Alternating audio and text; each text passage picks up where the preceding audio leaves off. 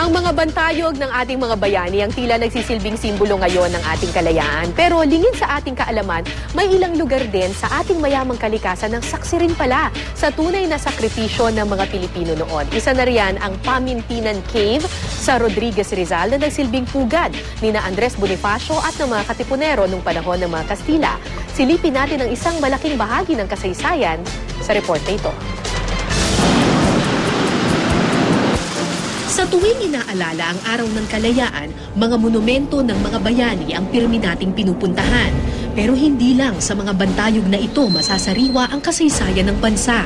Ang ilang bundok at kuweba, saksi rin pala sa sakripisyo ng mga Pilipino. Dito sa kabundukan ng Rodriguez, Rizal, matatagpuan ang Pamintinan Cave na kilalang kuweba kung saan ikinulong ang karakter sa alamat na si Bernardo Carpio. Pero bukod sa alamat, tanyag rin ang kuwebang ito bilang pugad ng mga Katipunero noong panahon ng Kastila. Nandito tayo, hindi lang para sa ganda ng kalikasan, pero dahil sa mayaman nitong kasaysayan. Ang pupuntahan natin, ang tawag nila Pamintinan Cave. Mayaman daw ito sa kasaysayan dahil ang sabi nila, dito daw nagkuta dati yung mga Katipunero. Pagdating sa bukana ng kuweba, napansin kong di gaya ng ibang kuwebang aking napuntahan, meron itong padlock at gate na bakal. So dati open ito to the public. Open. Ngayon? Pili na lang po yung nakakapasok. Bakit dati? Ano nangyari? May mga pinuputol po sila ng mga stalactites at stalagmites po. Tapos ganito, may mga sulat-sulat?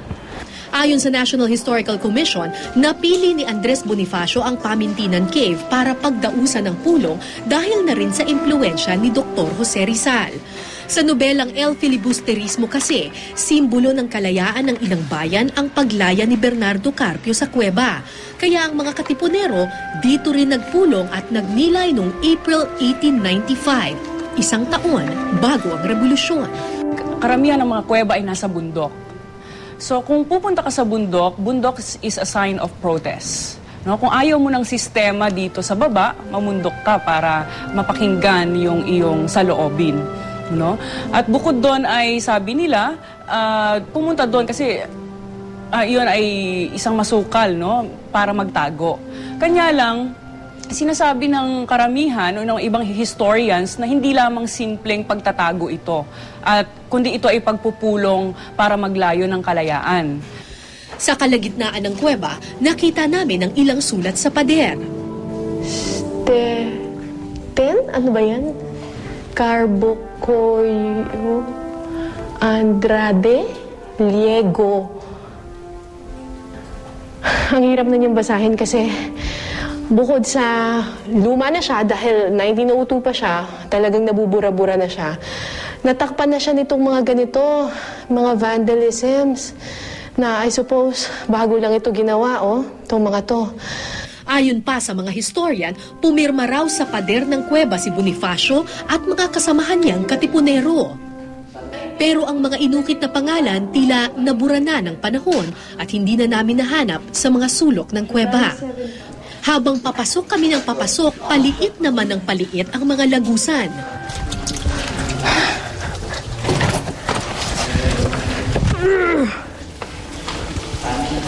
Oh, wow.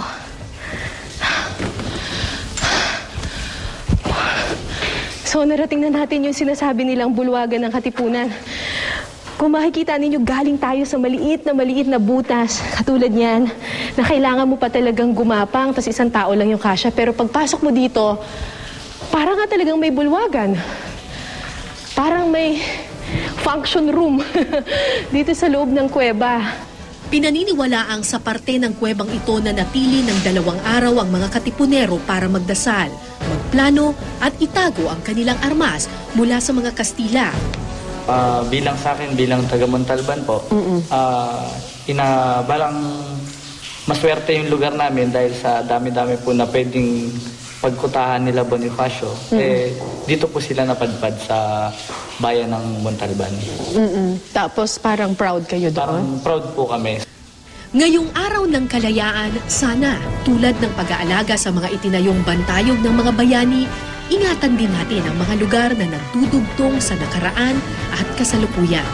Nang sa gayon, may mababalikan pa ang susunod na henerasyon at maaalala nila ang mga magigiting na nangamatay nang hindi nasilayan ang bukang liwayway.